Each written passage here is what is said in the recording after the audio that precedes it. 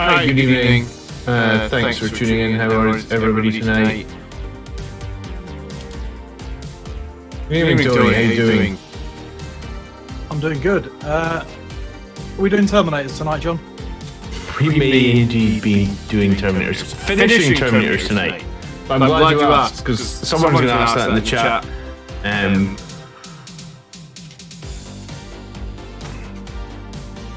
Echo. Apparently someone says.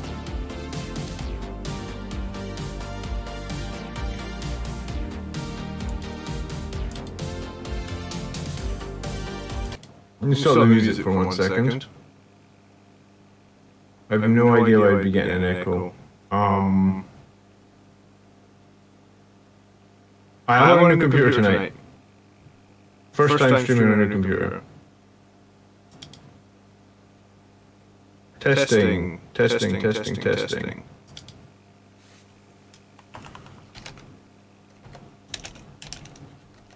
Actually, No, I can't hear it, but I can only hear the meeting chat. I can't hear the stream chat. Okay.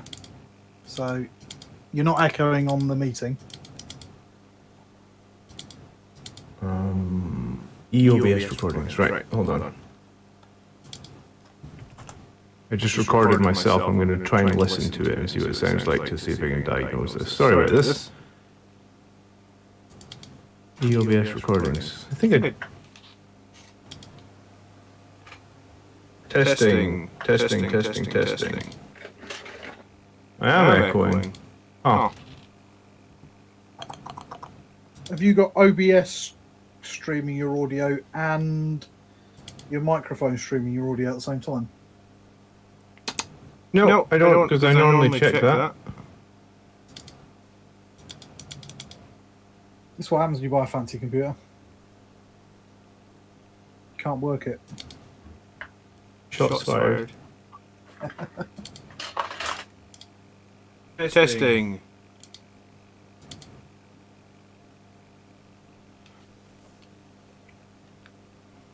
Apparently you sound like a space, So like Space Marine. I feel like an idiot. space wizard, which at least is cool.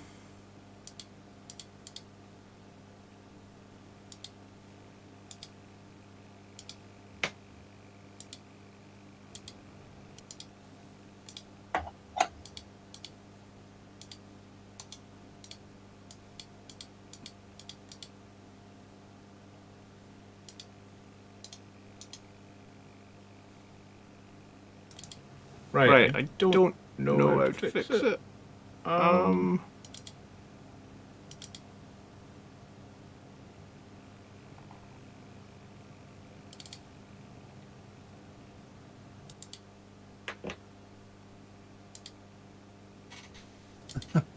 Yeah, I actually don't know how to fix this.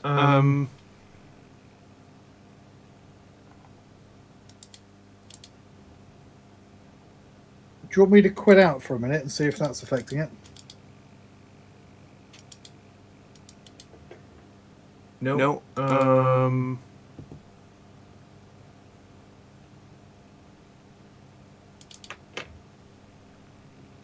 No, because I can turn off the meet. I'm the host. The host with the most. Try that. Let me hang up this call to you, Tony. I'll call you right back. Cool.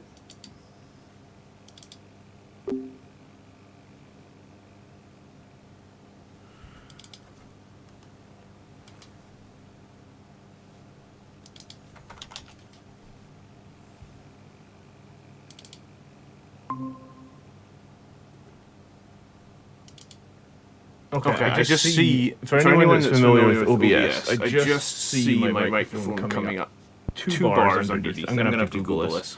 Sorry, this is a brand new machine. 2 lines.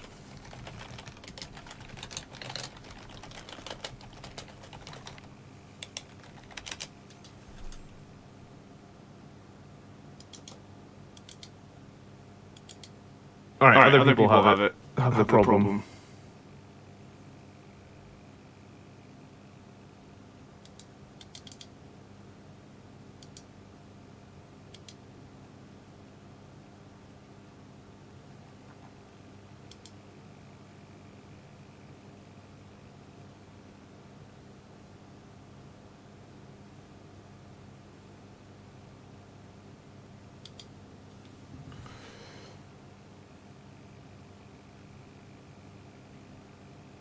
I'm going to remove one or two of my audio sources. I'm going to have to add them back afterwards, I guess.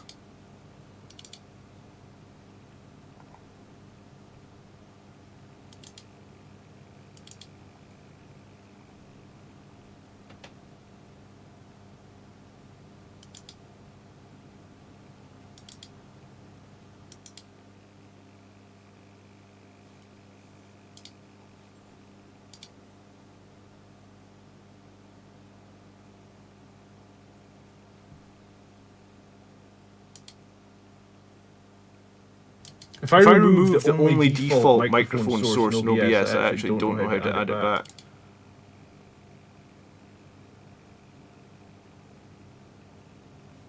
Or would it just be a case of adding back an audio input capture?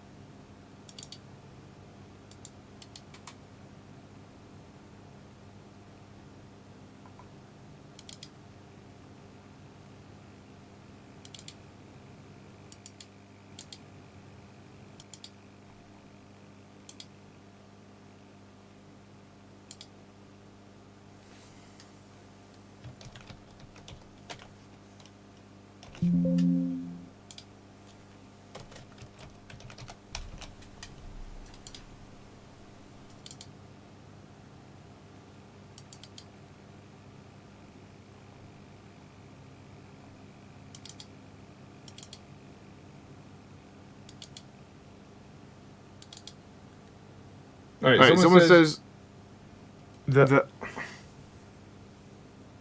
the mic's audio device is reporting it stereo. Probably is. I probably have two microphones.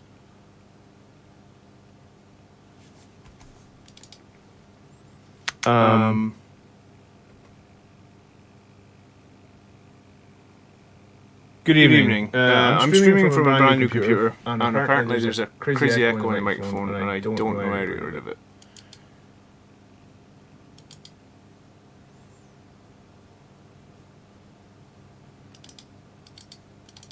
I mean, I've gone into advanced audio properties and told it that it's mono only.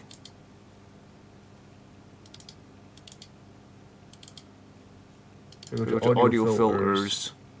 There isn't a filter for mono only.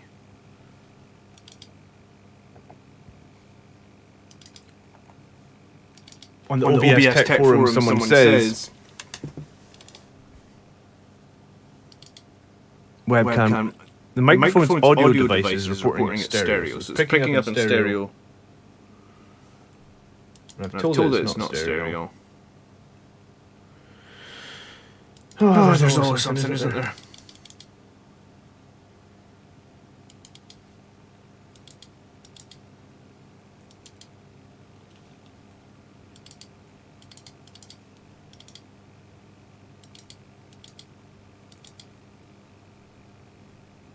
Two screens.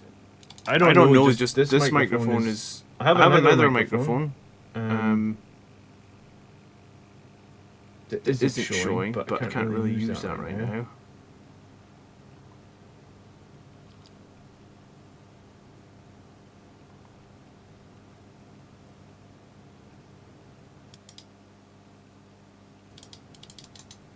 Remove this.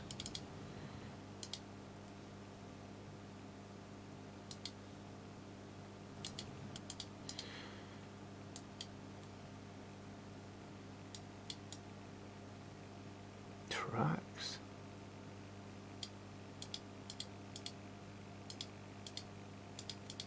Nope.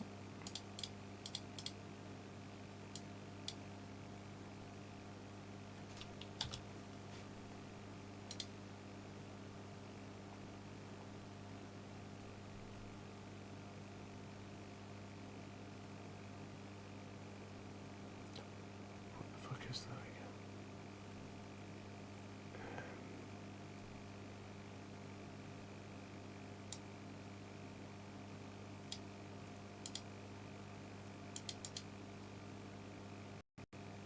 wonder if I can try it on the game capture.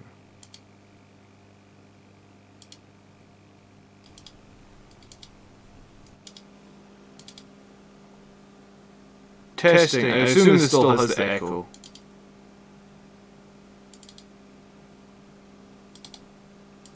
Looks like it.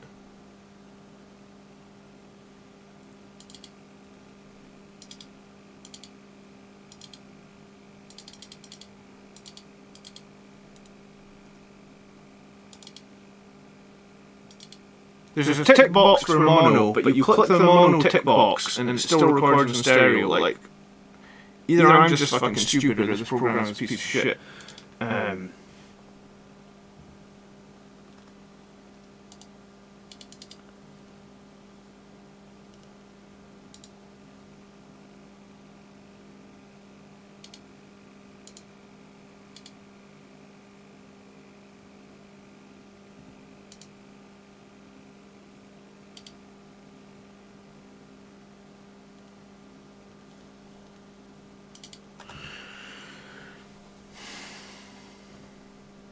Audio doubling in OBS. That's what it is.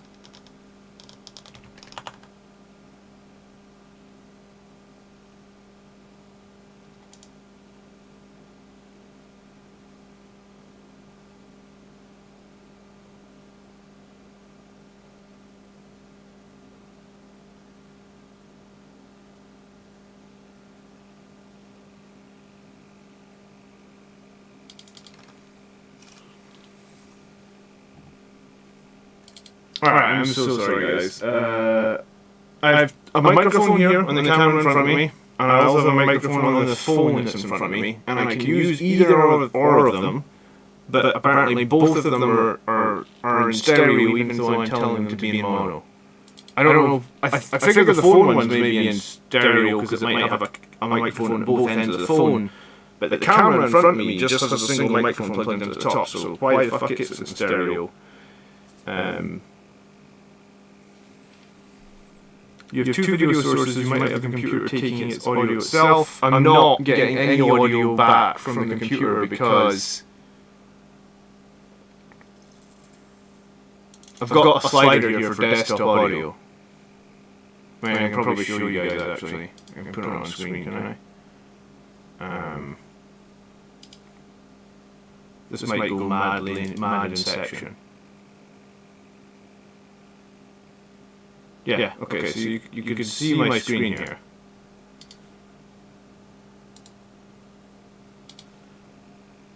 This is the camera. Actually, I have no idea. I think you guys are seeing this. This is the microphone in front of me, where it's showing 2. And this is the other microphone, where it's also showing 2. And I go into advanced audio properties, and I click both of them to tell them they're mono. That microphone's not fitted, but... Yeah, where is a tech marine when you need one? Good point. I never had this problem by the computer. I hate OBS. I'm really not that familiar with it.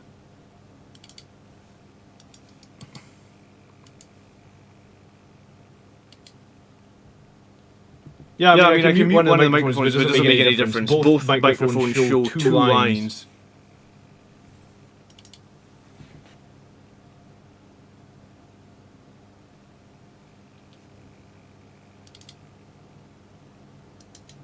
Would it...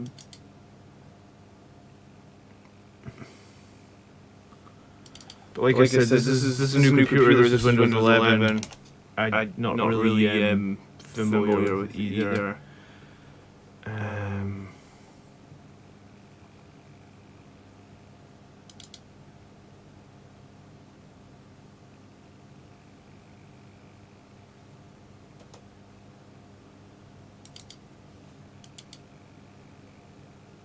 Check Windows audio properties. Try turning one off through Windows. I mean, I can try.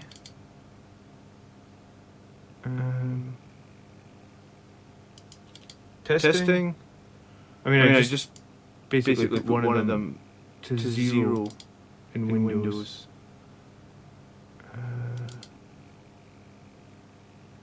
Testing. No.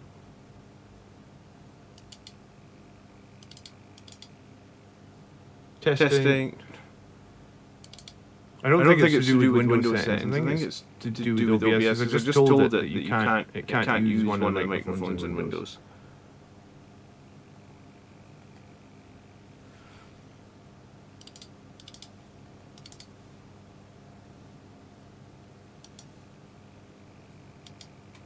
Alright, I'm just have to Google.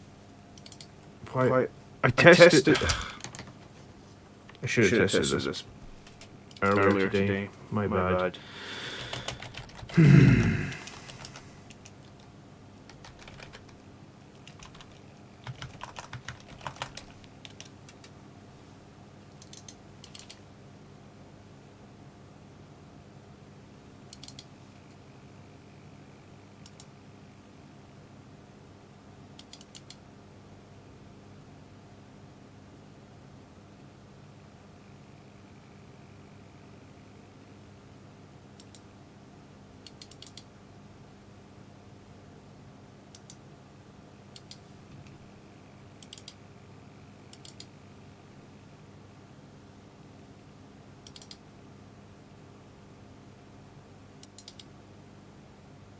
Testing.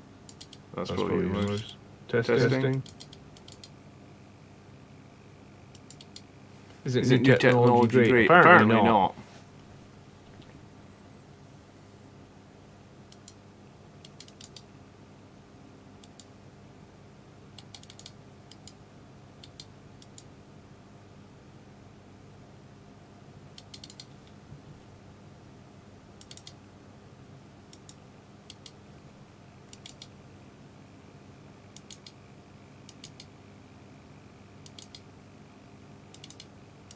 Testing.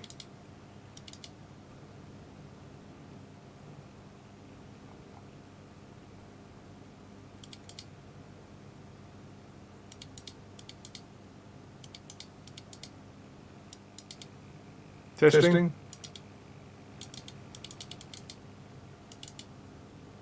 Yeah, I mean, I'm checking the OBS forums as well.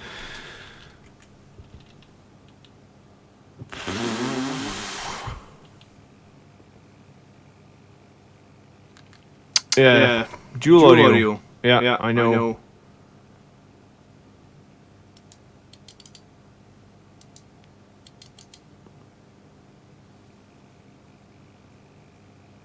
I do have a new capture card.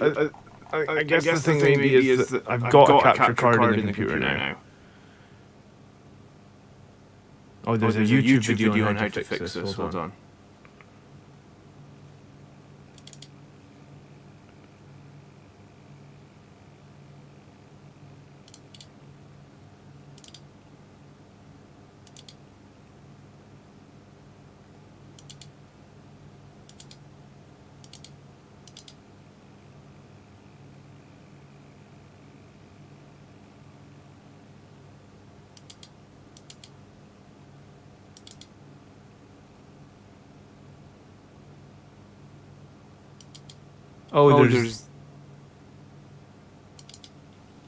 There's another tab for audio settings. Hold on, there's a tab for audio settings I didn't even know about.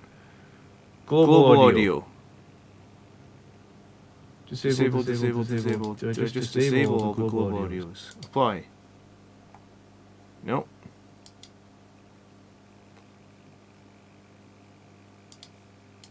Apply.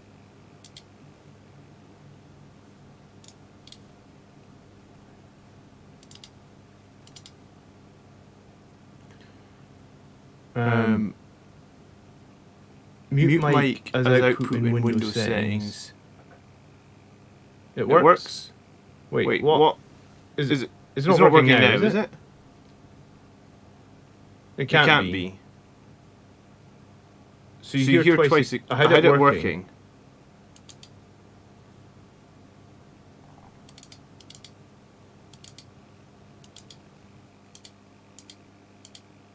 So you guys actually hear me at the moment?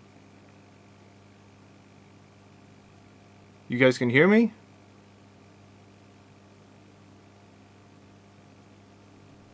Because I don't see anything. Okay, I don't know how that's working because literally none of my... Oh, 1 second, my daughter's up.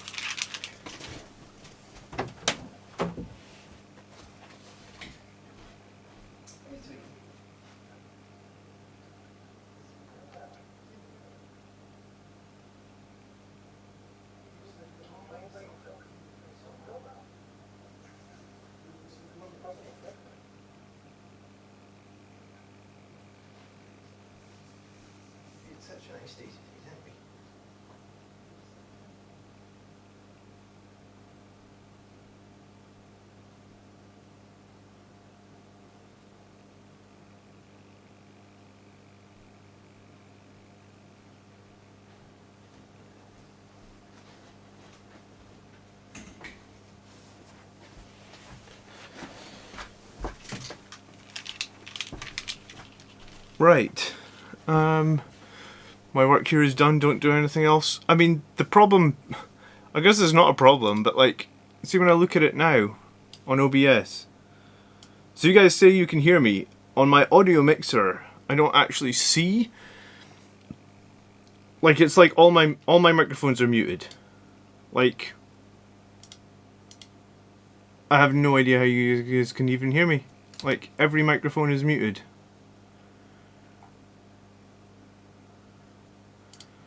Like what?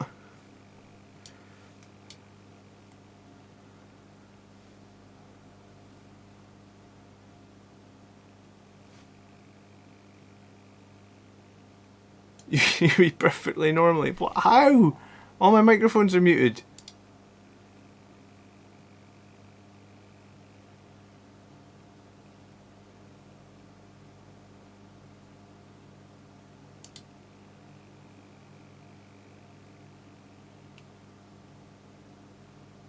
Don't question it, just accept it. I mean... So whatever's picking up sound right now is causing the echo. If I turn on my desktop audio, does that change anything? Is there a echo when desktop's turned on? I can't imagine there would be, because I don't see any volume in the desktop.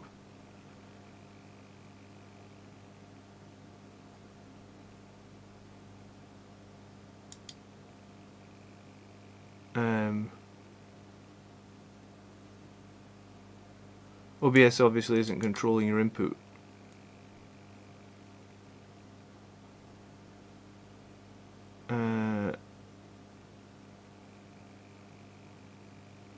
It's working, do the sound test later. I mean, yeah, it's just disconcerting that it doesn't show. Windows might be picking up the audio by default. Is that even a thing? So can I play music? Can you hear the music?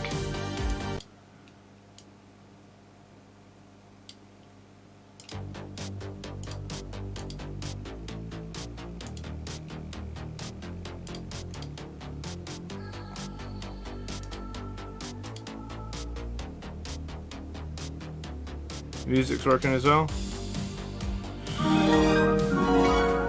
Interspatial, thank you for bearing with me through all this bullshit. I appreciate it.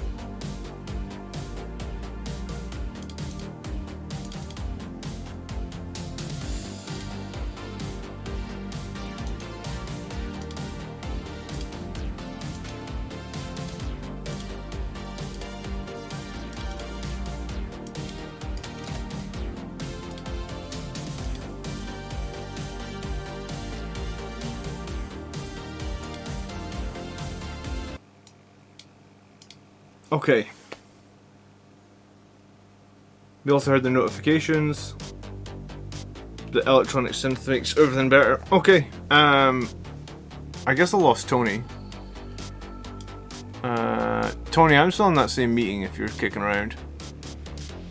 You're welcome to join whenever.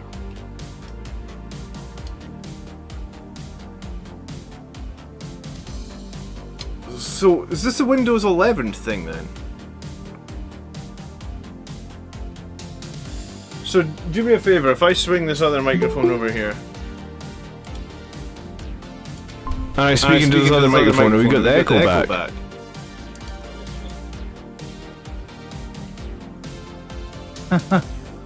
Hello, Tony. Hello, mate. I reckon it's your Elgato, mate. But, like... Well, it's designed for streaming, isn't it? And you've got your camera and that all running through it. So it wouldn't surprise me if it's got some sort of settings in there that means it controls your mic volume level and that as well while you're streaming. Because it is a streaming specific card, so you can bet it can detect that you're doing it. And that's why our conversation here works perfectly.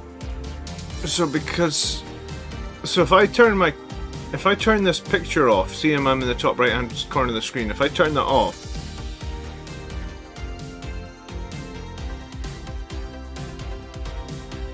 when I was disappeared off the screen, could you guys hear me still talking? Or was it quiet? You probably still heard me. There you go, look, Echo is back. So when your camera was off, you've disappeared, mate. So that it's the Elgato doing something funny with OBS. Okay, I mean that's cool. I guess at least that figures it out. Cool, thanks guys. I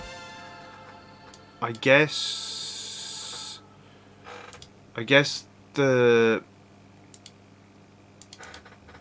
camera audio with it. Well, it'll be the capture card. Because that's going to read your mic inputs and your camera at the same time. So there'll be a setting somewhere in the Elgato settings about audio. I guess. And it'll be very similar, I suspect, to OBS, but probably a bit better because you paid for it. Well, I mean, yeah. So there was no audio in the screen, right? Okay, cool. So I guess you're probably hearing me through the microphone on the camera. I mean, there's a decent microphone, so I guess I'll try and figure out how to put that onto screen later. Cool. All right. Let's see what else will break on this new stream. I mean, cool. It only took like 45 minutes. Was that how long it took? Really? Is that how long it was? I don't know. I have no idea. I lost track of time. But it feels like ages. Yeah, it was about half an hour, probably. Bloody hell. Okay, well, I mean, they obviously just, this new computer didn't want me to finish the Terminators. You know, it's out to sabotage them. How's everyone doing tonight, though? Anyway, let me know in chat. Sorry about that. Thank you for helping me diagnose it. I actually don't know how to add things back to the. So OBS to the whatever you call it, the audio mixer. Like, you remove the source from the audio mixer. How do you get it back? Good evening, Kevin. How you doing? It was the Nurglings. Ver Magnuson. Good evening. How you doing? I don't have a whole heap left to do in these Terminators, honestly, Tony. Really? I'll believe that one a sec. Hang on, let me have a look. I'm gonna call. They're looking pretty good. Yeah, I mean, for me, for battle ready, they are pretty good. I'm gonna paint. Thunderhammer could use a few highlights. It could, but it's not gonna get. If I start highlighting these Thunderhammers, I'll be here for another week and a half painting Terminators.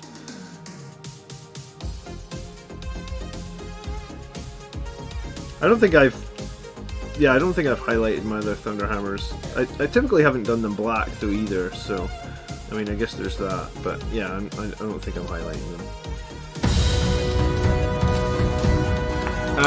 Dino Shepherd just finished building a knight. The Dino Shepherd donated $5 via Super Chat. Finished building my knight Atropos. Glad to see streaming is just as hard. Yeah, streaming is just as hard as building a knight. The Atropos. I actually know very little about knights. I'm going to buy the Codex. I think it's next Saturday that it comes out. The Atropos, isn't that that's a 4-12 knight? Yeah, I mean, as I say, I don't know too much about knights. I tend to beat them when I play against them, but I think that they are a pretty cool option now for... pretty cool that Blood Angels will be able to take knights, right? Or any Imperium. Like back at the beginning of 8th, when the meta at the beginning of 8th was you brought a big knight Castellan and stuck it in the middle of your army, didn't you? It's weird that they sort of went like, hold on, you can't use any soup armies, and then within like a few months, like, you can just soup again. I think it's because soup armies are cool when they realised that.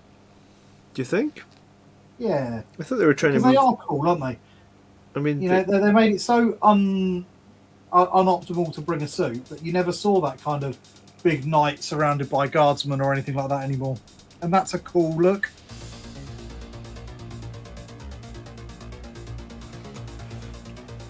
It's the it's the Mechanicum one with the singularity cannon.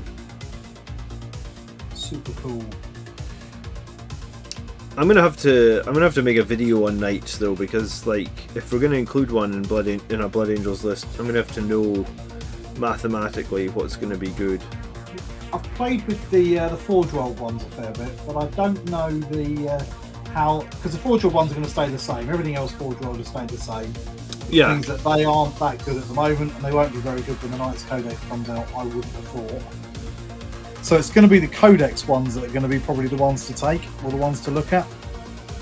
Yeah, I think you're right, because do you think we'll see a second edition of Imperium Armor, like a redux of it for 9th edition, or you think that's just going to be us Imperium Armor? I reckon they're trying to kill it. I've got a sneaking suspicion they're just sort of like slowly killing off Forge World.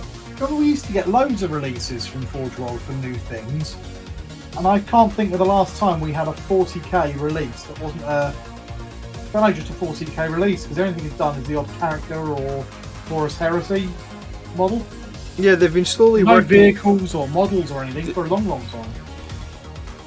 They've been slowly working through the chapters for Horus Heresy, yeah, but nothing for 40k specifically, really. The last thing they did, I think, someone's probably correct me, but was the Astraeus. Yeah, probably the Astraeus. Yeah, that's probably valid. Kevin says that 3 Armigers might be cool to add to a list. I kind of am a little bit on board with that, because the one thing I like about the Armigers over like Dreadnoughts, for example,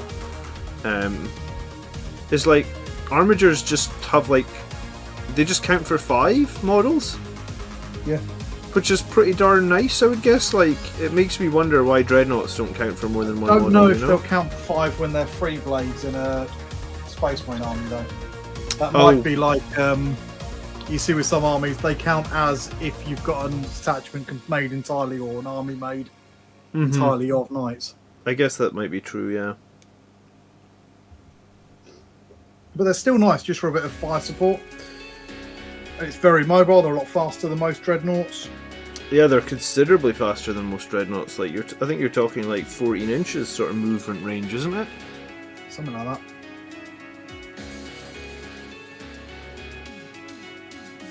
that. If you're talking about secondaries, though, 3 Armigers for stuff like engaging all fronts, that definitely could be a... It might not be something we'll see in too many lists, but I think it could definitely work in certain armies or certain... Cool. I quite like the ones with the melter cannons and the big chainsaws. Yeah, I mean, the Reaper chainsword is nasty. Isn't it flat 6 damage? It's pretty high. I don't think it's quite flat 6, but God knows what it'll be when the real one comes out. I was going to say, maybe it'll be D3 plus 3, but yeah, I feel like for 14 inches and the damage on those chainswords, they're pretty nice. Like, I would run one. I could see them being quite good when the whip drops. What's the take on Blade of Sanguinius? Is it viable or pretty difficult to pull off, asks James. I think it depends on your opponent. Like, if your opponent's Warlord is like something that has fly and like a 12-inch move, then I guess Blade of Sanguinius is a really bad pick. I heard someone saying in the Discord that they take it every game and they run it on a Librarian Dreadnought, because obviously like he can basically move 6 then fly 12. So arguably he's one of the fastest things in the game when you look at it that way, or at least the fastest like character hunter, I guess. I like him in smaller games. Blade of Sanguinius and Olivia Dread is terrifying. But honestly, in like tournament play, I don't even have Blade of Sanguinius in my repertoire, because like the opponent gets to pick what model you need to kill, you know? So like if you're in a tournament play, they could just be like, right, you need to kill this one model, and I'm just going to fly it around the board for the whole time, and that's going to deny you 15 victory points. And that's actually going to possibly be more victory points than that model would have scored me. So, it depends on the army. Like if you're fighting something like Admech or Guard, someone with fairly squishy, slow characters, then it can be quite a decent pick. Yeah, I mean, I guess so, but yeah, I mean, even in a tournament, I don't. If they can't screen him all that well, and they means they have to castle up around him, and even if it just means that they spend the entire game castled up, trying to stop you killing their commander, so then they let you have the rest of the board, that's still pretty good because now you've scored all your other secondaries. I guess, but for me, I don't know. I would feel. I actually kind of hate secondaries that are like, you know, a lot of points or no points in tournament play, because it's like you just never want to have a secondary that's like all or nothing sort of deal. And I know there is other ways you can get it, but you know, just one character that you can't get to or you can't breach or however you want to call it, to lose all your secondary points could be pretty nasty. Yeah, definitely. The new Reaper Chainsword is awesome, by the way. A knight with advance and charge could be a first turn menace. What is the Reaper Chainsword's damage at the moment? Because I think it's probably 4 attacks, right? So it'll be 4 attacks hitting on 3s. It'll be stupid strength. Like it'll pretty much wound everything on 2s. Maybe toughness 8 will wound I don't know on if 3s. it will. I reckon the baby one will probably be about strength 12, I would have thought. Okay, so most things wounding on a 2, but maybe armor wounding on a 3. That's pretty similar then to Dreadnought, isn't it? Yeah, it's very similar to Dreadnought. I guess it would just be a case of like, do they get the multiple unit obsec, and do they you know, how good is that chainsword? And do we need it is the other problem with the armigers with the little chainsaws. I thought you'd be all over that idea. I am, because I love them, and don't get me wrong, I'll almost certainly have some. But as Blood Angels, when it comes to fast-moving, hard-hitting combat things, we're pretty well stocked. We're a bit more short on decent shooty things. Yeah, see, that's how I would see a knight. You know, like, I would see it as filling a gap. And I'm the same, because I don't see the melee knights really filling any gaps that we've got, because we don't have any gaps there. So I wonder if we used to see the Castellan, which was the mega shooty knight, quite a lot, backed up by a little contingent of Blood Angels around the beginning of 8th. And I wonder we if did see that a bit, didn't we? Good, I'm kind of wishing that I just left the underside of these guys' shields red, you know that? I thought you always painted the underside of things. I do, and I mean, according to the poll over in the 3 Grots channel, I actually won that vote. You've been keeping quiet about that. Disgustingly dedicated fan base.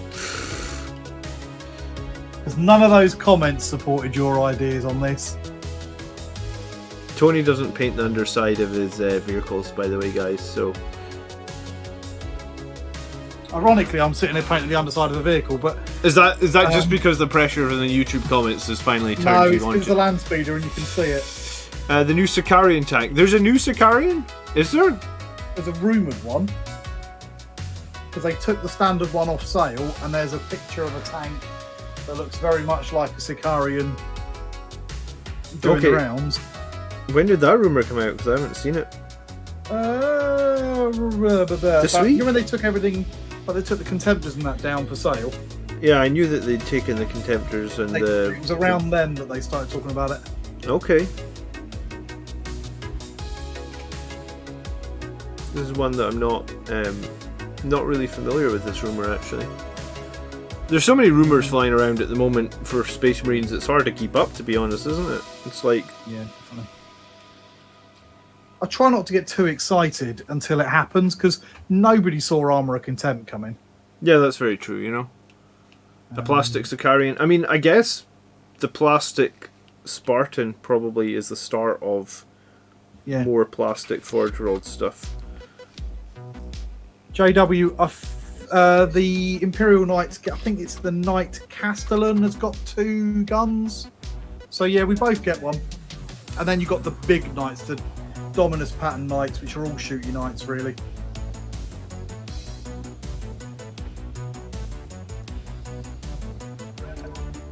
They're a lot of fun to build and paint now, actually. As far as I know, only Chaos is now to take a double dip on the guns for standard Knights, right? Yeah, that's the one I was answering. No, we do get them. Okay. Like I said, I've never owned a Knight Codex, so this is going to be this is going to be a first for me. I'm going to buy this new one and see. I always just like the look of them, and always felt a little bit sad that you couldn't just have one. Well, I mean, you could have one, but you had to give up. You had to give up what I perceived as quite a lot, right?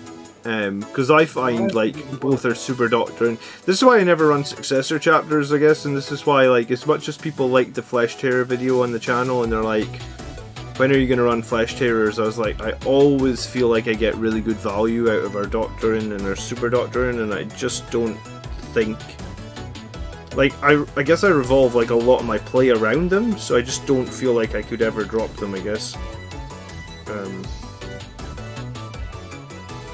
I've just got a little bit of a mental thing. I don't like playing stuff that's clearly a Blood Angel, not as a Blood Angel. Yeah, I mean, I don't know, it's not really that important when you're playing with mates and stuff, but to my head it matters. Yeah, I mean, do you class a successor Blood Angel as a Blood Angel though? Do you know what I mean? Well, I would if it didn't have. Mine's got Blood Angel's livery all over it. It'd be a pretty weird successor chapter that ran around with blood drops, red, and all the rest of it. Sure, I guess. I mean, would you be okay playing Blood Angels if you picked successor chapter traits? You know, or are you only okay? There is that whole. Was it Whirlwind of Rage and Born Heroes? Yeah, I mean that is a cool. But I'd have to go out and paint a whole new army, and I ain't got time for that. I haven't got time to paint the armies I've already got. Yeah, me too. Am I going to buy myself a Knight? Yeah, well, I mean, the whole Knight Codex leaked. Do you know, I could be weird here, Robert, but I hate reading stuff on a computer screen, honestly. I prefer the books. This is why I hate the GW app, especially because it's on a phone screen. I was like, I don't want to read anything on a phone screen except a text message, right? It's a tiny little screen, and I know phones are bigger screens right now, but I just hate it. I'd much rather, if I want to read something, I want a book that I can just pick up and flick open to a page and read while I'm having dinner or something, rather than glancing at a tiny little phone screen. So sometimes I'll look at leaks, but maybe not so much.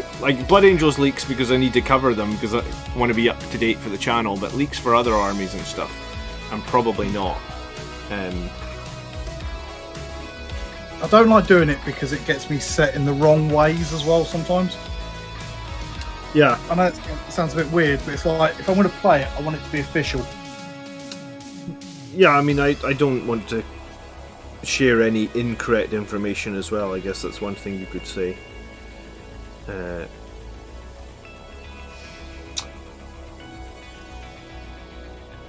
My personal guess for issue with the new Spartan will be overcosted like mad, even worse than the Land Raiders. I mean, Spartans are kind of already overcosted anyway, right? Because they're I think I looked at them recently, they're 460 points. Yes, they have 2 laser destroyer cannons on them, but they've got no invulnerable save, and they've only got 20 wounds, right? So if you come up against Tau, 1 railgun shot, and you could be pretty much on the edge of losing that Spartan. That's a big investment to lose. That's the case with a lot of the super heavies, and the baby super heavies really suffer from that. Remember we were making the tier lists and we were talking about there's that big big laser destroyer super heavy thing. It's like, well, for the same cost you can have 2 Vindicator laser destroyers and have twice the firepower and more wounds and still save yourself some points. Yeah, and also, I mean, when you get down to it, you can hold 2 objectives and stuff with them, or you can be in 2 board quadrants, or, you know... They're just not tough enough for that kind of points investment. Like, I'm not sure GW want people running super heavies. Like, maybe that's why they haven't spent too much time on the Forge World book. I do secretly reckon that the reason that the Forge World stuff is largely a bit shit is because they don't really want you running it. Because you look at like Titans, and even my beloved Thunderhawk, when the Thunderhawk moved from 8 to 9, it was never good, but they put it up by 200 points. They didn't make it better.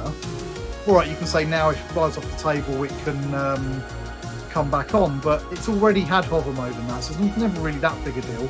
They just whacked it up by 200 points for no apparent reason. There's Titan, the Warhound Titan was about 2,000 points, now it's 3,000 points. No changes to it, they just added 1,000 points to it. See, that's the... I think it's because they don't want you to run it. That's the one big change to the falchion, actually. Because I had the falchion in 9th edition, and it was unfieldable in 9th edition, right?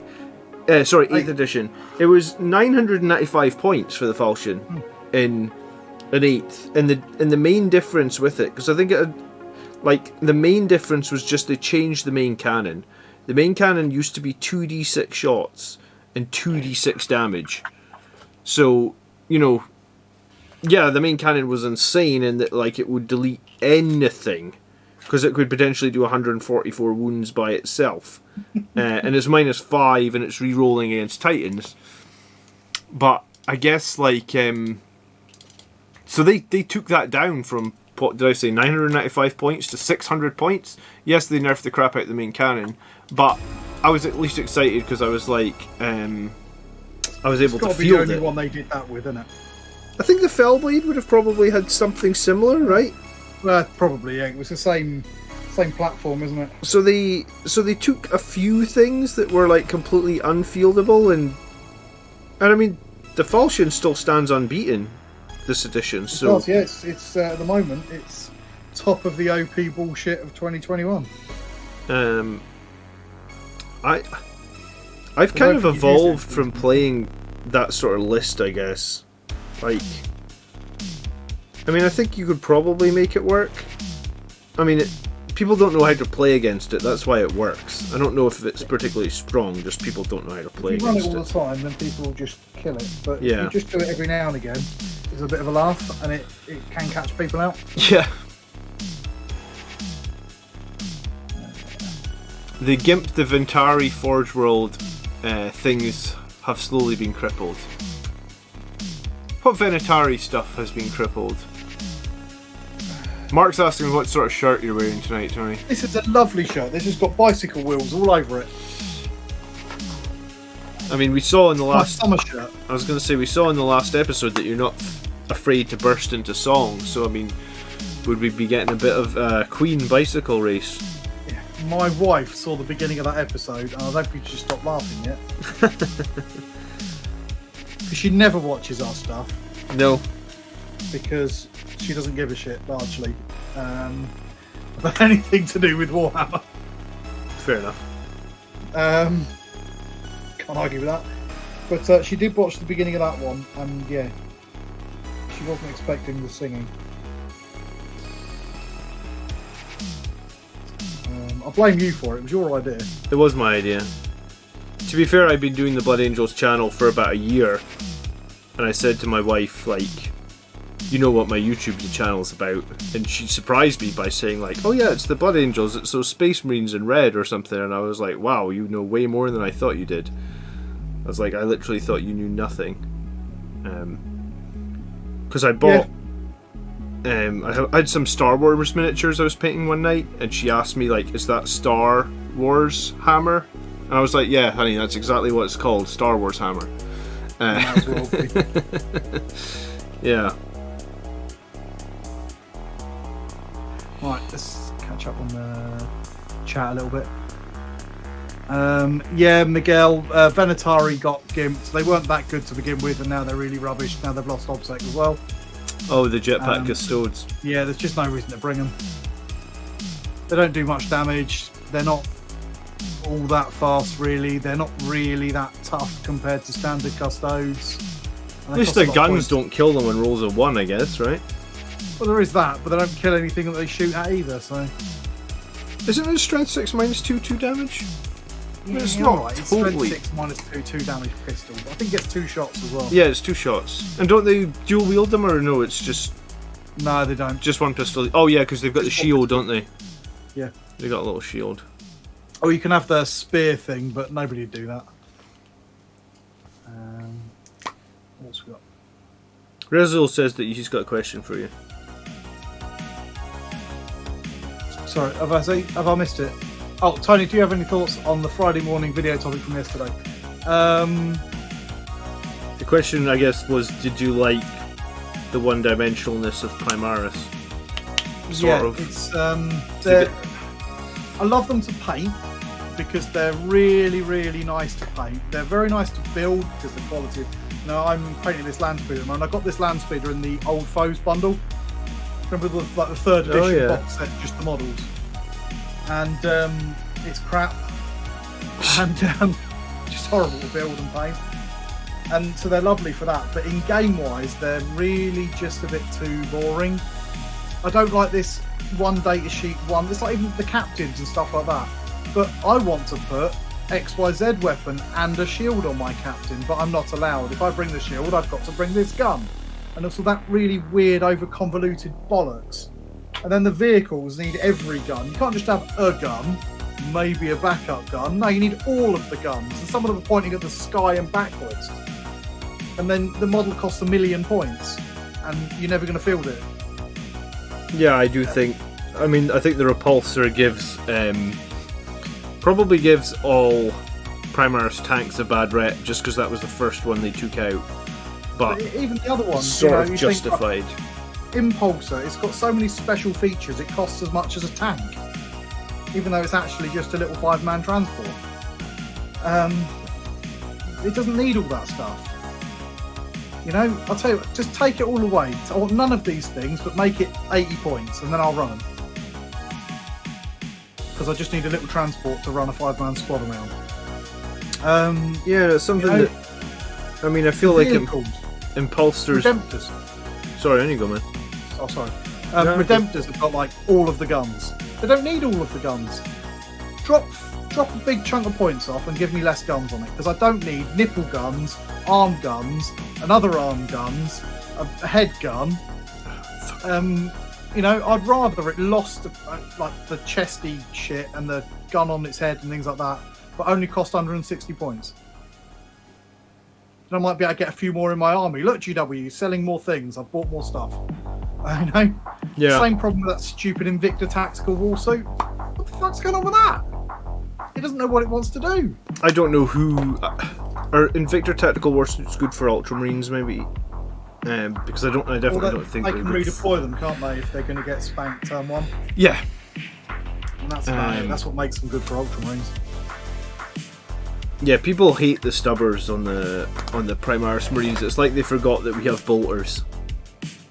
Well, I think it's also that Guard use stubbers, and it's like, well, why can't Guard have nice things or their own things? Definitely upsets Mark. Look, you said to me, are you painting them more on the Thunderhammers? And I said no, and look what I'm doing now. I'm painting the stupid bolts on the Thunderhammers. So there will be a little bit... If it makes you feel any better, this is what I'm painting today. Apart from my little land speeder, and I'm painting hazard stripes on a land speeder at the moment, is I'm actually genuinely painting a Bile Predator. For what? Well, the day that the health freezes over and it's usable? I'll tell you why I'm painting, because I've had this guy sitting on my desk, part painted now for about 2 years. Alright, yeah. I thought, do you know what? I'm moving house soon. I want to get some of these part painted projects off my desk, so I'm going to finish this Bile Predator, and then he's going to sit on a shelf looking cool. Fair enough. Yeah, that's literally the only reason. I'm fed up with him not being done. And it's a bit disgusting that I don't have a single painted Bile Predator. It's not that disgusting, the rules. Got about 3 of them, and only one of them is nearly painted. Good evening, Willis. Turkey Baster says... Is it Turkey Baster or Turkey Baster? I assume it's supposed to be Baster. They slapped all those guns on the Redemptor because Admech keep getting slapped by orcs. They're building things with maximum DACA. Yeah, it's worked two ways. Yeah, Mark, I ain't painting the underside of this Bile Predator. I'm surprised that I'm painting the top side of it. But I did drill out all of the exhaust pipes and the little holes in the sides of them.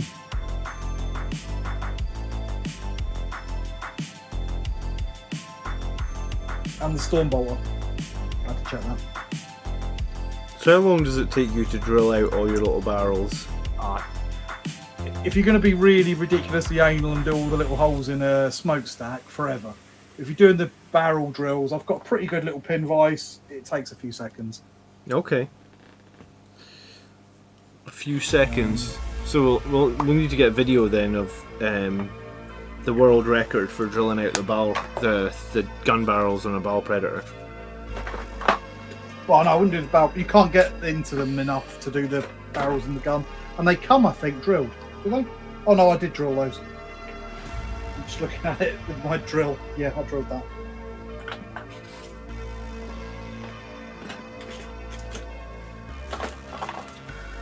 I'll find my drill.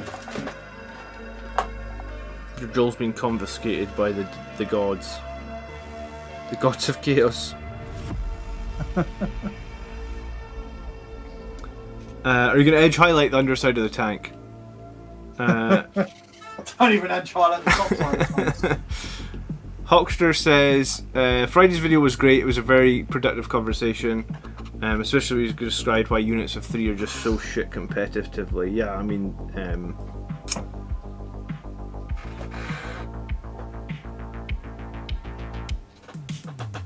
yeah, I mean, I guess we're asking for a lot for Space Marine Codex 2.0, right? Like, there are a lot of things that us Space Marine players don't like. I suspect when it comes out, it will be broken as fuck. Well, I mean, if it's anything like the other codexes that have been released, it'll be ridiculously broken. And then we'll have 6 months of being like absolutely top of everything, like we were at the end of 8. Everybody will hate Space Marines. I was going to say that this will be the time to get ready to do some tournaments, right, as a Space Marine player, because you're going to beat everybody without even trying. And then it'll be back to the same old shit. Every time I want to paint my Outriders, I realise I have to drill 2 barrels, 4 muzzles, and the exhausts, and I go and paint something else. I mean, that's not the only reason to not paint the Outriders, but I guess if that reason works for you... They are at least a cool model. Yeah. Convert one of them into a chaplain on a bike, and there you go. Did you paint any Outriders, or did you not bother? I'd 3 half painted. I was painting them Death Company colours, so I'd like free-handed on the X's on the sides and stuff, and I was actually really enjoying painting them. You know, they're really nice models to paint. I really enjoyed painting. Yeah, and then what typically happens with all my painting is the second I realise that they're crap in competitive play, the painting just gets thrown to the wayside.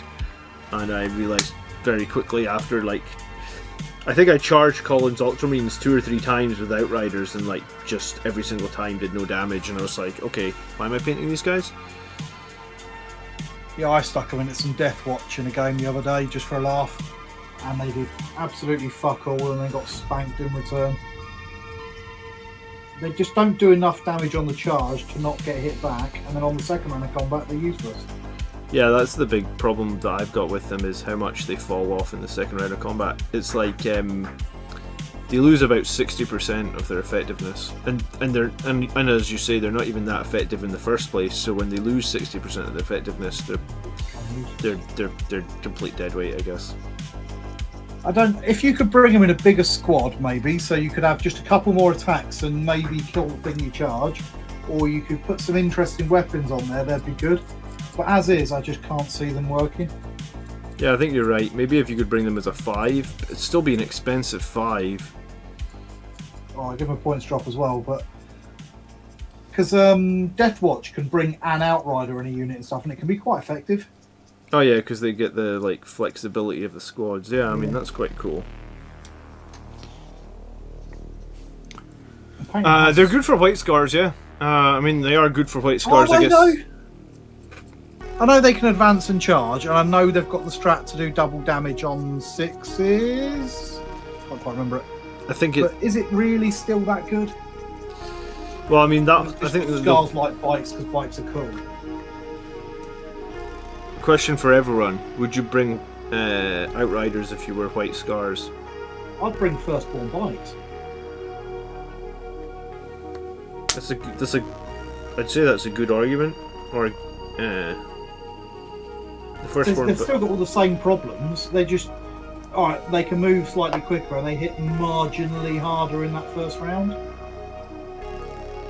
Yeah, and maybe they've got some special strat or something that makes them super good in scars. I don't think they would have, because scars haven't had their 9th codex yet. So I have seen the scars codex, so I can't think of anything that makes them a million times better. They are definitely better, but some of them aren't particularly good.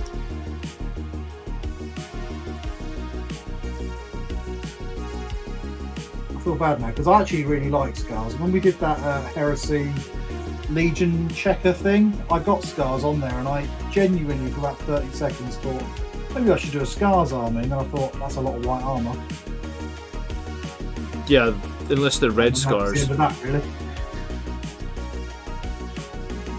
Yeah, I kind of want to paint up that new box set all in red.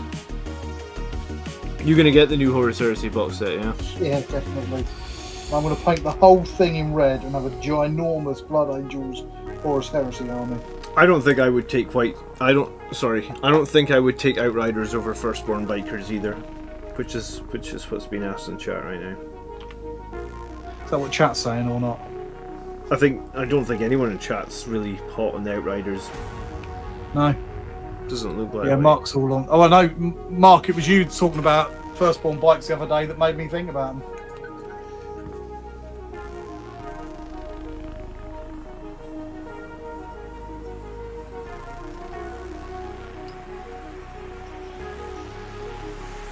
Yeah, JW's, because at JW I saw your Corsaro Khan the other day. I'm sure it was yours, and it looked really nice. That's a gorgeous sculpt, that is. Actually, all the Primarchs nearly are really nice.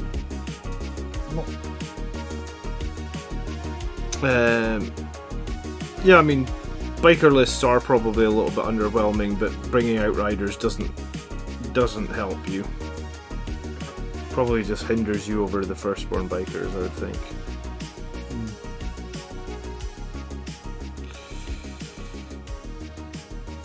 Mark, GW's general philosophy of making their recent model releases less customizable, less kit bashable, reflected in the rules is a shame. It's not just Primaris. No, you're right, it's not just Primaris.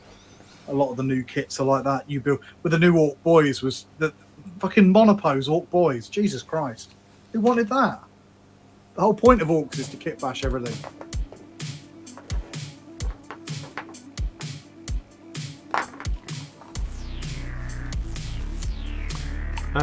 I'm assuming a Blood Angel's Terminator librarian and can't decide to give him the Force Choke Hand, the Colby Melter, or try and cut up a spare Terminator arm for a Stormbolt. Or, I mean, pro tip is if you just give him the Force Choke Hand, then when you're coming to write your army list, you can basically just say he's got any weapon because it's in his holster, which can help you if you don't want to use magnets, I guess. Anyone hesitantly holding onto Reavers hoping they will get a buff? They're such awesome models, but the rules don't match up. What do you want to see change with them? BAC. I think Reavers are like the models time forgot. Like if GW wanted to do something with them, they would have done something with them by now, surely. Well, I mean, they did. They gave them 1 extra point of AP on their pistols. They took it away with Armour of Contempt. So I think Reavers, I wouldn't be holding on to them hoping for something. I think. Do you know what I did with mine? Took all the heads. I painted them as Lamenters because they get fucked all the time anyway. Harsh. Like everything that's absolutely awful and is never going to work, I just stick in my Lamenters. Because I feel that it's a fluffy option for them. I guess. So if I ever get a one of those stupid Primaris tanks, that's going to get painted yellow and go and join them.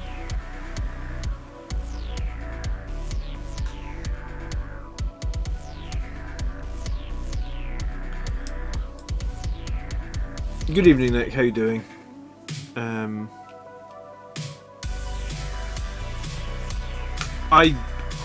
I can't get excited for Reavers, man. I bought 10 of them as well. I painted 5 of them. I was pleased with the 5 that I finished. The other 5 have just sat in the drawer. Like, the motivation for painting them just isn't there because I don't know. Plus they're elites as well, and like our elite slots are so heavily contested for good units, you know? It's like, how do we... oh yeah, we've got plenty of elite slots. I can't remember what they were talking about, and I was like, I fucking know. Jesus Christ. Spare elite slot is living the dream. Yeah, I mean, I might have a spare elite slot, but even then, the 100 points I couldn't spend it on Reavers. Just don't think they're good enough. No, they're not, I don't think. Turkey Baser says run them in Kill Team. I have done that. That's actually where I got my first 5 Reavers from, was the old Kill Team box with Reavers and Pathfinders or something or other. Tau, anyway. Yeah, Reaver. I think that's the best use for Reavers, honestly, Kill Team. And I haven't played Kill Team for a while, but Reavers and Kill Team, last time I played it, were okay. No, Foz. The Baal Predator is a Blood Angel. Alright, and that's how he's staying. Baal Predator meta will definitely be here in 2026. I made videos on how they could fix the Baal Predator. Whether or not they care enough to watch them and make the changes, I don't know. They could have fixed it if they wanted to, and they don't. Yeah. Rose has just come up with some Prime bullshit. Let's hear it, Rose.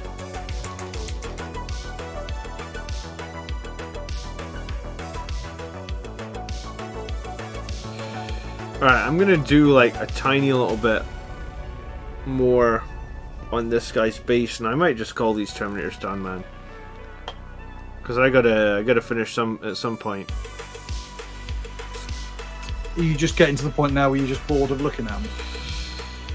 No, I'm at the point where I guess I need to move on and get something else painted because I got plenty in my backlog. What's next on the list that he's doing? I've got 5 incursors that I took out and sat on this desk. I've been playing these incursors now for like 3 months, and they're every army list since I stopped playing Infiltrators. So, I mean, they've got 3 colours on them and all nonsense, but they deserve a bit more love, considering the incursors keep doing work for me every game. I feel like. Oh, very good. I feel like I very rarely have a game where I go like, oh, the incursors didn't do work, you know? Yeah. They're very good. They're just, I just prefer Infiltrators because I really value that screening. Yeah, and I did for a while as well. I guess it just you didn't depends. value it that much because you didn't use them in your game against Grey Knights, and then you got your arse handed to you. Yeah, I mean, one game against an army I'd never played before. Yeah, I'm okay to say that I lost that game, but I think if I play Grey Knights again, I mean, you know yourself, the first time you play an army. Oh, you always get spanked by it. Yeah, so I think it's just unfortunate that I had to play the Grey Knights to win the tournament when I'd never played them before. The Baal Predator just needs assault flamers. Yeah, pretty much. But maybe an assault flamestorm cannon as well would help. Yeah. Just make it so that it's got some sort of special rule that says it can advance and fire. Like, that's its Lucifer pattern engines. It always advances however far, and it can advance and shoot to no penalty. Yeah, just something like heavy weapons on the model that has Lucifer pattern weapons can be treated for it as assault or something.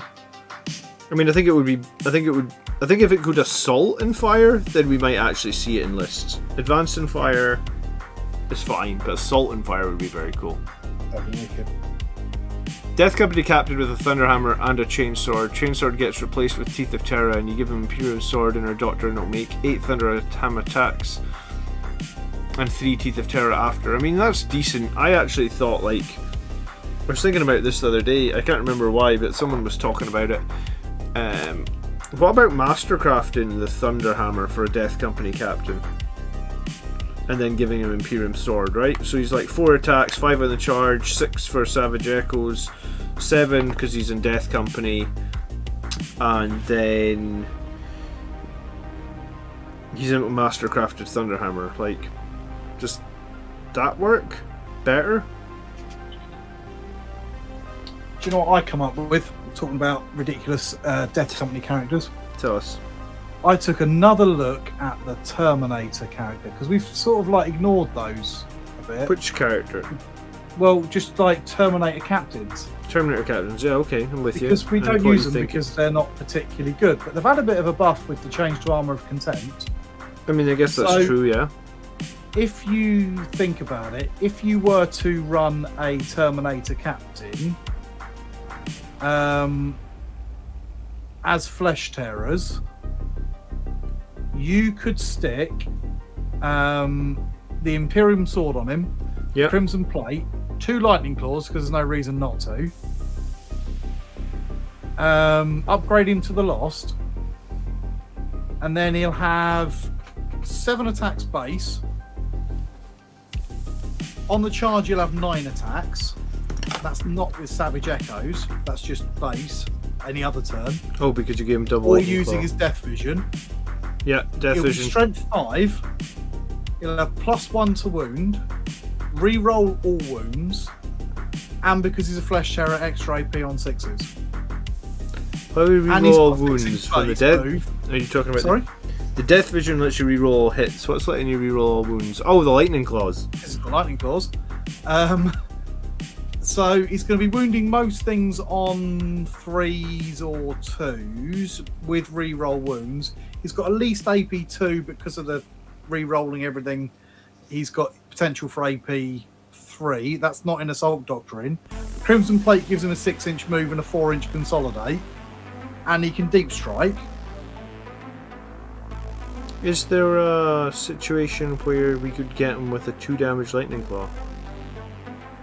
You could mastercraft his Lightning Claws, but there you'd have to lose a Crimson Plate for that. Oh, unless you made him the Warlord, right? Because then you can take 2. Oh, then you can do double. Then you could do double Warlord trait, right? Yeah, that'd work. And then you'd have that'd be mental, wouldn't it? So it even would be before pretty you cool. pop your Death Vision, you've got 9 attacks in just turn whatever it is, with 2 damaged Lightning Claws. It's probably just the camera's picking up other things that are just out of focus, maybe. So yeah, I like that. I thought that was a very silly Terminator you could build. It does work with Blood Angels as well, but they're not quite as good for this.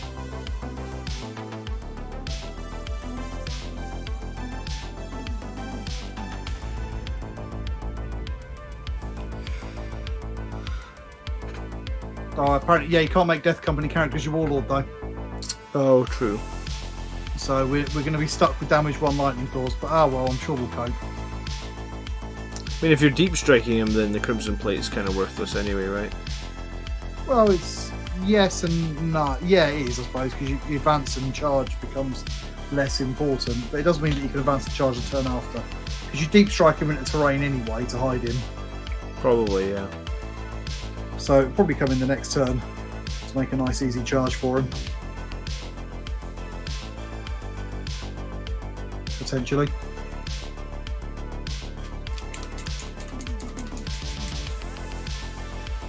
It'd be funny as hell though, wouldn't it? Yeah, I mean, it's always fun to come up with something unique like that that can make your opponent go, do what now? I mean, it's a huge amount of investment. I haven't played Andrew since the Armour of Contempt rule came out, and I'm playing on Monday, and he's bringing his stupid multiple battlesuit Tau list. And I'm going to need to remember every single time he fires at me, I'm just going to be like, I ignore AP1 because I'm a Space Marine and we're awesome. I'm just going to wind him up so much. Yeah, don't let him cheat with those bloody drones saying they don't count for blast either. Yeah, I think I got mistaken. I think I thought that the drones would count for morale purposes, but there's specifically an entry that says they don't. Yeah. Because they're just drones who give a shit. Death Company characters are brilliant. I played mine with Imperium Sword and Teeth of Terror on a bike, and it's stupid amount of attacks. That's how I used to play him, and just pretty much burn the what's the Death Vision? Yeah, the on the Bridge of the Vengeful Spirit. Just burn that almost in turn 1 to get a bunch of extra attacks. And you do it because you know he's going to die, don't you? So you want to get that out before he does. Yeah, and also you can use him to just, if you aren't running a Death Company, it gives you some sort of pre-game threat. You know, like you can just jump forward and take out like some squad of infantry and just generally be a pain in the arse. Shit, I forgot about that. That means if you don't deep strike him and you're playing Flesh Terrors, you can Forlorn Fury him instead. I guess you could, yeah. You could Forlorn Fury him 6 inches, then move 6 inches, then advance. Whatever. Still be tough to make a turn 1 charge though, I guess. It would be, but again, funny as hell.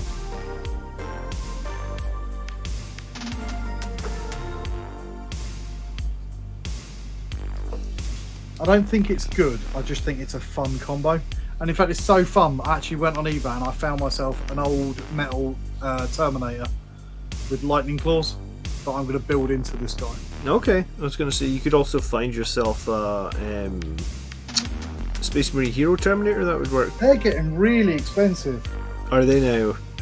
Because I did think about that initially. I was like, I wonder if it's my Space Marine Hero Lightning Claw. They have been out for a while now though, so... Yeah.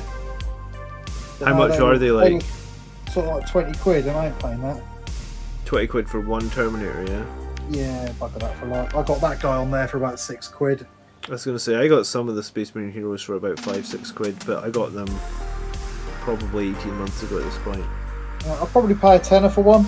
If it was one I particularly wanted, but... Yeah, I think a tenner would be okay. I made a really cool conversion of one with the servo skull into a custom captain. Don't know if I've ever showed you that model. I need to show you it. But yeah, I do wonder if Terminator captains might be a laugh to think about, because unlike these Storm Shield guys, actually you're not affected by Armour of Contempt apart from you just got better. Because you've still got your 4-up in bun because you're a captain. Yep. So they weren't good before, and I don't think that they're good now, but they are definitely better than they are now. I don't think you're going to be letting yourself down if you run one. Yeah, I mean, I guess it just means you can ditch the Storm Shield and still have that 1+ save. Yeah. You keep saying the eyes. I mean, I'm not sure I can do enough. I can touch the eyes. I did put a slightly brighter green into the eye sockets. I just don't know if I can do much more with them. There's already 2 greens in those eye sockets. I am not that good a painter, Rezio. Are you going to do the little white dot though? No, I never do that. I do Warpstone green and then I put Stalk green over the top if I can. Oh yeah.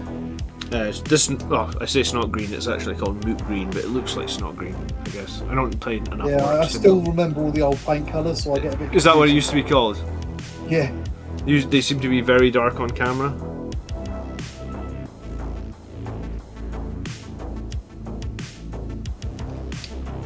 I mean, my eyesight isn't the greatest, but there's definitely 2 greens in there.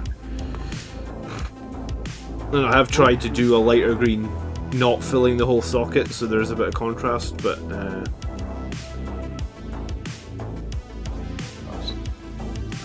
I didn't. So Mark's Raven Guard started out as a 30k army. no, I didn't know that. You could mix like your light green with some white. Do you know, it's not a bad idea, Stephen. Just get some Tesseract glow and do some white in one nice dot of Tesseract and you have nice glowy eyes. I wish I'd known that before I painted well, Tesseract glow probably didn't exist when I painted this army. Almost certainly not. It's one of the new ones with 9th, wasn't it? Yeah, because I was going to say, I wish I'd known that before I painted 10,000 points this way. I bought a bottle of that for my students because it's one of those really easy to use paints that can get some really cool effects. So when you're trying to teach an 11-year-old how to paint, he's like, why doesn't my model look like heavy metal? Because it's like, how long does it take me to make it look like that? And I'm like, well, probably about 100 hours to get that guy looking like that. And they're like, what? Well, I've got 45 minutes in my lunch break. You know? Yeah. It's quite handy. And to be fair, I went into a GW store and I asked them about it because the kids wanted to make those sort of cool glowy Necrons. And I was like, well, every way I know of making those sort of blades and that involves wet blending it or maybe glazing it. And it's not suitable for a 11-year-old in 10 minutes. And they said what they do to get the kids, because when they all come in for their painting days and things, is they get them to dry brush it with white. I refrained from making a crack about their crappy white, and then they just paint the Tesseract glow over the top and it looks quite good. It does look alright. Do you know, I actually don't mind their dry paint for white. It's just their Corax white, the actual, like, whatever they would call it, like a layer paint or a base paint, that I just think is terrible.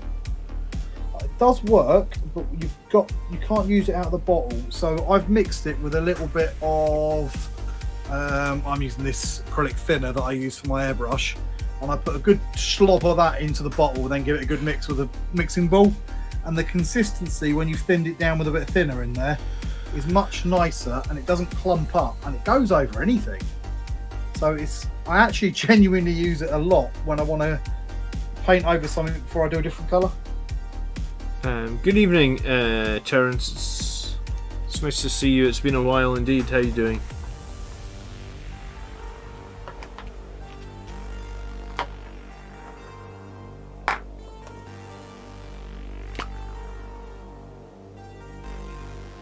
I guess my models just look darker on camera because, like, I basically have so much light bouncing off my monitor here, it's actually kind of difficult to read the chat without, like, squinting at the monitor a little bit, because I got this giant,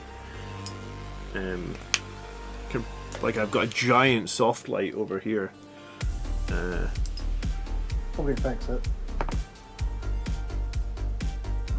The camera's probably got some sort of white balance on it, which will try and, like, bring it down a bit, if that makes sense. Yeah, quite possibly. Mark, just dry brush the white straight over the rest of the model. So on those the barrels with the little nozzles on them, on their guns, and they tell the kids to hold the model still and hold the brush still, and then rotate the model, sort of dry brushing, all the way around the barrel, and then slop on the Tesseract clay, and it looks all right.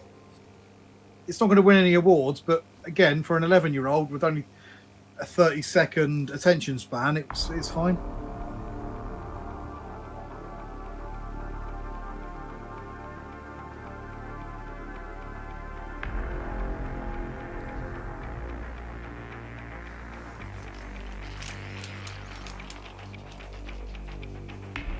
AK 3rd Gen White is really good. AK 3rd Gen. I've been using this white that I got off Amazon for like $2. It's okay. What one's that? That's the Vallejo model card. Vallejo, yeah. I mean, it's in a dropper bottle and it's cheaper than the Games Workshop white, and like I would recommend it over the Games Workshop white all day long. They do a kind of satin black that's not too bad as well. Do they? A lot better than Abaddon black, and there's a similar finish. Okay. I prefer a matte paint. I don't really like the Vallejo ones very much. So my current white at the moment is I'm using, for black and white, I'm using these Chimera ones. I don't know if it's going to come out on the screen. So I've got Chimera black and white, and they've got a super matte finish. Okay. Which I really like. They're quite nice. I like them because they're a single pigment paint, and a lot of the Vallejo and GW ones aren't, which means they have some funny effects when they mix with things. The AK stuff's not bad. I've got a few of them. I would like to try a few more, and I will pick up some more. The ones I'm super excited, I've just ordered, are Golden, which is like an American brand, and they make artist paints. And a lot of people are raving about their So Flat range, which are really for painting on canvases. But apparently they make fantastic miniatures paints, so I've just ordered a couple of those to try them out. Okay. And I said in the stream the other day that I've got these Ammo by MiG paints. They're okay. They're good in that they go straight through the airbrush, but they're a bit too thin for brush painting, and they don't seem to react particularly well with my wet palette. I got an email from my Redgrass Kickstarter saying that my wet palette is finally shipping, like 18 months on. Yeah, that's the mine's not, because I bought the XL. Oh, really? Yeah. Okay, well, mine's I've shipping got apparently. Not one Redgrass palette, that's what I use. You've got like the Mark II version, the same one I'm using at the moment. Yeah. But the XL, the extra large ones, because I wanted a bigger one, because I find this one a little bit small when I'm doing big projects. Okay. It's going to be delayed. But you're a bit of a commission painter, so I guess you do quite big projects, huh? Yeah, and I use a lot of colours while I'm at it. So, yeah, I just found that it was just a little bit limiting, this one, and I'm constantly having to take I want to have all the colours up, especially when I'm doing a big project. Yeah. I want to have all the ones I'm working on, and I can't with this little thing. It's alright if I'm just doing one guy, but if I'm doing a lot of guys, it's less good. That's fair enough.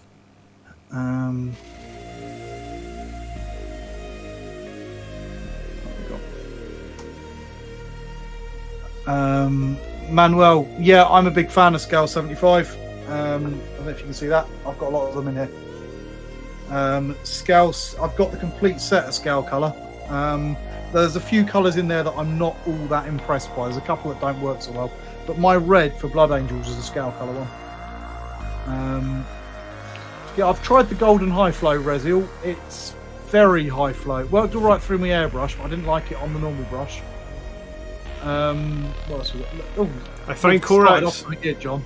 I find Korax white works just fine. I mean, I think you just need to try a different white, dude. This is what I'm saying. It does work fine if you thin it down a bit with a bit of medium rather than water. I always find that it goes like a really funny consistency as well, right? Yeah, that's what the acrylic medium, the acrylic thinner does. It stops it doing that. It stops it going to shit, basically. And then once it stops doing that, it's actually all right. All right, I'm gonna slap. I think I'm calling these Terminators done. I gotta get onto another unit. Yeah. Something had to give. Pro Acryl fan from Spec Tiger. Yeah, Evan, Origin Painting's a huge Pro Acryl fan. He uses them almost exclusively. I thought they were all right. I didn't like the finish. I found them too satin for the finish for me.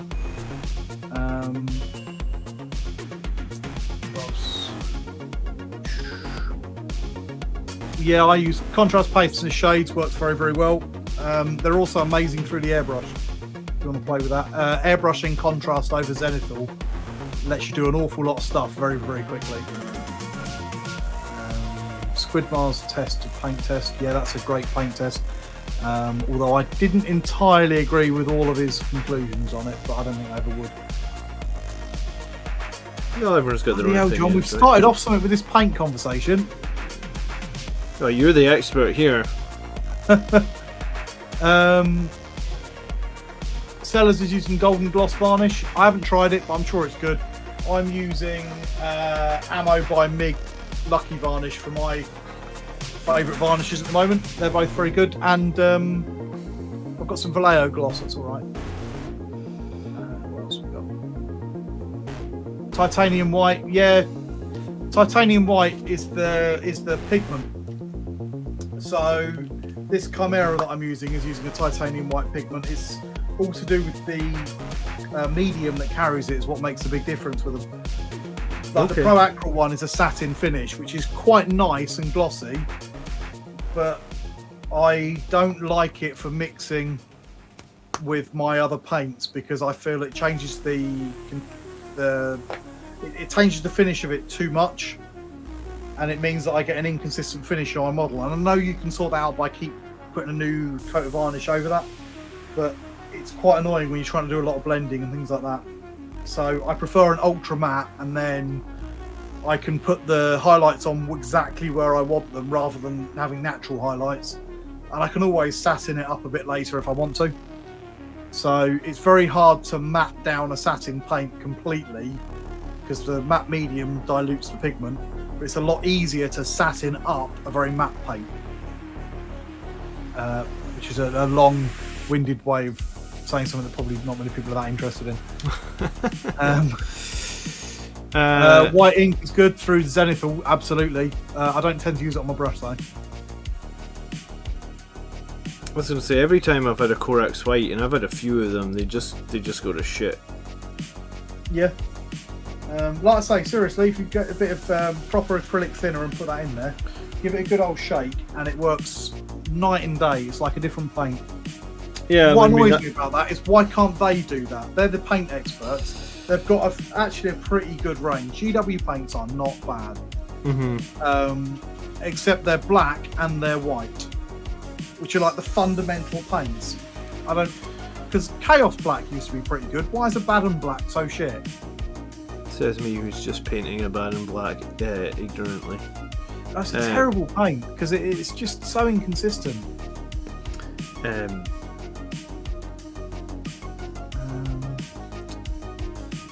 was going to say, I think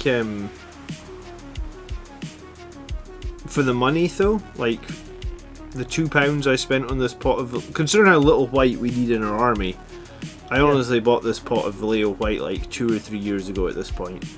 And that's the advantage of them being in a dropper bottle, right? Like it just doesn't dry out. I just need like 1 drop of white to do like a tiny bit on a wing or a shoulder pad or something like that, and it's like, so it's probably this bottle of Vallejo white, just because it comes in a dropper bottle, has probably saved me like 10-15 quid just on Corax whites that I would bin. Because all of my GW paints I've put in little dropper bottles. Yeah, some people do that. It's probably for the best. I just It don't makes know them last a lot longer. I just don't know if I've got the energy to put them all into other bottles, you know? It's a bit of a faff. But you know, I said earlier about mixing my acrylic thinner with my paint. I do it to all the GW ones at the same time. So a few splashes of that, give it a good stir around, pour it all in the dropper bottle, drop in a mixing ball and seal it up, and then they last for years. Alright.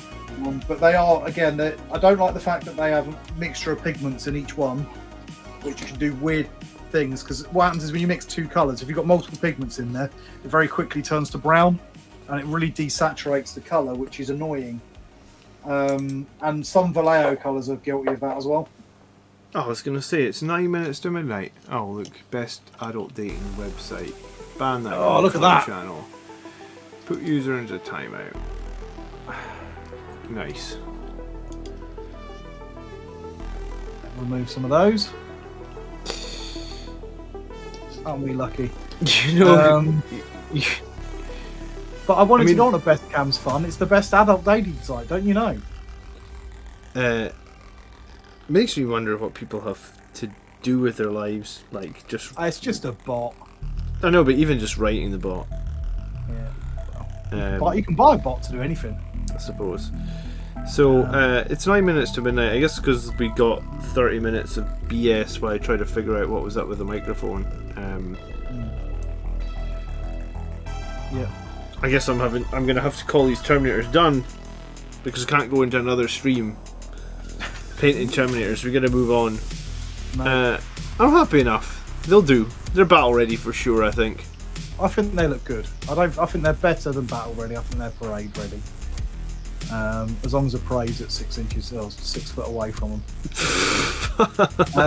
That's the last time you get invited on stream for a Saturday night. Thanks. I'll do a transfer. That's what I'll do. I'll do a transfer to this guy.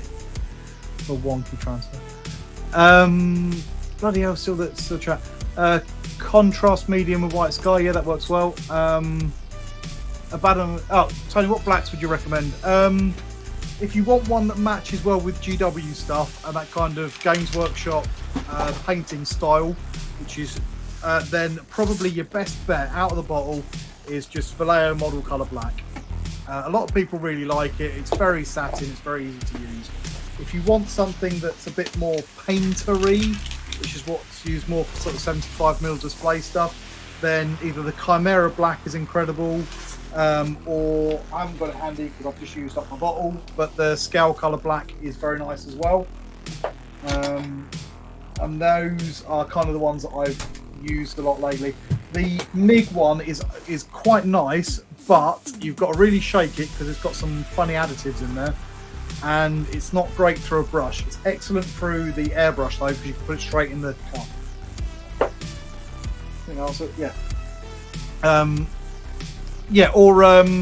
For painting text on things, the Black Templar contrast paint is great for that because it flows off the brush really, really well.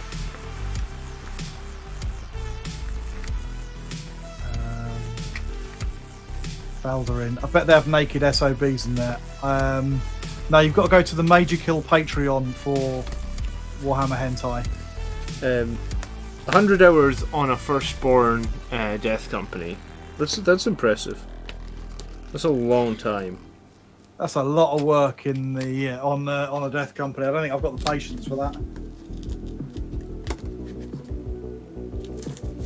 I think these Terminators probably took me about 50 or 60, and I mean they're not really that impressive at all. They're just what I can manage. This land speed I'll probably spend about 5 on, in fact. Probably a little bit less than that, probably about 3. I haven't really, because I've been doing it in little chunks, I haven't really been paying attention. For my own shit, I've just never got the time to put in hours onto one model. I was gonna say I need to actually. I'm gonna have to cut a transfer tomorrow. I'm trying to do it with a blunt kitchen knife. I'm gonna come back and do it with an actual Stanley knife. Remind me, micro set and micro sol. You put the set on first, right? Yeah. So you get your little dish or whatever. You put a bit of kitchen roll in it. You soak it. You put your transfer in till it starts to flow. Then you micro set all over the place on the model that you want to put the transfer. Then you slide your transfer onto the micro set, let it dry. Then maybe put another thin coat of micro set over it if you need to do any adjustments or squeeze any airbrush, air bubbles out. When that's dried, then you give it the micro sol to try and blend it into the. Be careful because you'll break your transfer if you're all not careful with it. Yeah. The microsol does work well. I've used it before. I suggest you gloss varnish. You have numbers on the balls? You're going to put it on first. So you gloss varnish the surface before you microset over it, and that gives it a lovely smooth surface for it to adhere to. And then when it's all fully dry, you put another coat of varnish over the top of the transfer to blend it into the model. Well, they've had numbers on the bottles. They did not know that. Thank you for pointing that out. Did they? Apparently the set has a 1 on it and the sol has a 2 on it. It makes it easy. Oh yeah, you're right, it does. Now you know. Now we know. Alright. Well, I've used that for years and I didn't know that. Yeah, I've used it for years as well, but each time I come back to it, I always end up Googling, and there's like one YouTuber that's done a video on it that I must have watched like 15 times. There's a very good coat of paint tutorial on doing decals. It talks about using them and blending them into the model with a bit of battle damage and things like that over the top of them. That's well worth a watch if you want to get good using them, as it were. That's how I know to use them, the numbers, says Valderin. Well, thanks for pointing that out. I really do appreciate it. We've learned something. Yeah. Thanks for hanging out tonight, guys. I hope you enjoyed the stream. Thank you for being here, Tony, and sorry about all the technical issues. I didn't expect to have so many. I'm worried about my stream tomorrow night. I'm worried that the microphone audio is going to be foobar for it, so I'm going to have to do some testing during the day tomorrow. I thought I did some testing today, but apparently not enough. So yeah, thanks again for being on, Tony. Thanks again for watching. 9:30 tomorrow night, we're looking at army lists. And I'm prioritising member army lists only for the next like 2 or 3 weeks because I've had so many submissions from members. I don't really want the members to have to wait like a month or 2 months to get their lists reviewed. So, you know. Why don't you use a simpler scoring system like that one that I use, which is if it's got 3 dreadnoughts or more, it gets a 9, and if it's got less than 3 dreadnoughts, it doesn't. I mean, I guess. But no.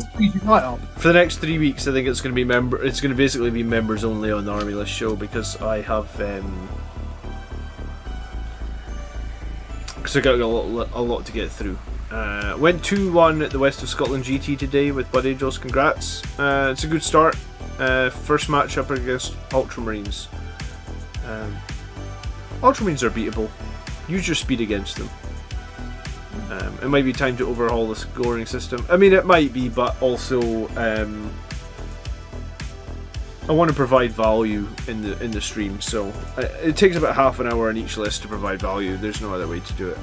Whether or not I scored them or not, it would still take half an hour to look through every list and provide value. I think he means that. I just think that he means that where your categories for what they get a score for might want updating. I think rather than changing your approach to how you do it. I think your approach is brilliant, and I think that's what attracts a lot of people to it.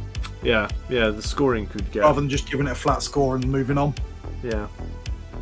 Okay, alright guys, I'll catch you tomorrow night. Hopefully all the sound issues will be fixed, and then Monday night we're battling Tau. And hopefully... I think we can beat Tau now, honestly, but I guess we'll see how we play into all these... massive crisis suits. Masses of crisis suits. Alright. Good evening, everybody. Peace. Thanks again, Tony.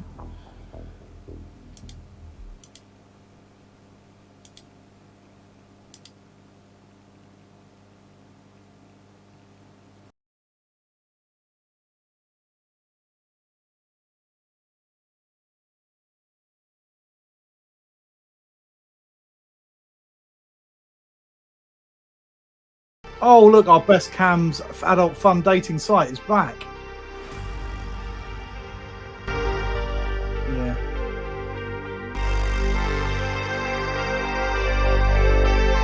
Yep, such a